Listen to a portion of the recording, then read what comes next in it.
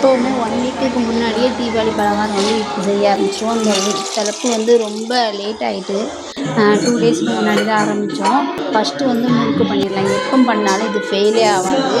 நான் பண்ணுற மெஷர்மெண்ட் மட்டும் நீங்கள் போட்டு பண்ணுங்கள், சூப்பராக இருக்கும். ஃபஸ்ட் டைம் ட்ரை பண்ணும்போது அவ்வளோ அழகாக வந்துச்சு. ஆல்ரெடி இந்த ரெசிபி ஷேர் பண்ணியிருக்கேன், இப்போவும் ஷேர் பண்ணுறேன்.